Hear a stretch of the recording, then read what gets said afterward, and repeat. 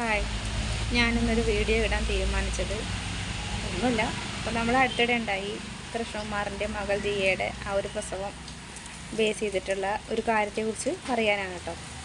ആ കുട്ടി ഭയങ്കര ലക്കിയാണ്. കാരണം സ്വന്തം ആൾക്കാരുടെ ഇടയിൽ കിടന്നിട്ട് പ്രസവിക്കാൻ പറ്റുക എന്ന് പറഞ്ഞാൽ അതിലേറെ ഒരു ഇത് കിട്ടാനില്ലേ.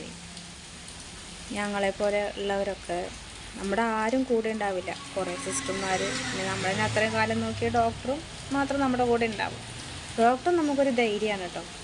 കാരണം എന്നെ നോക്കിയത് സോണിയ ബേബി ജോൺ എന്നൊരു ഡോക്ടറാണ്. ആൾ ഭയങ്കര നല്ല പെരുമാറ്റം, നല്ല സ്നേഹം, അങ്ങനെ നല്ലൊരു ഡോക്ടറായിരുന്നു കേട്ടോ.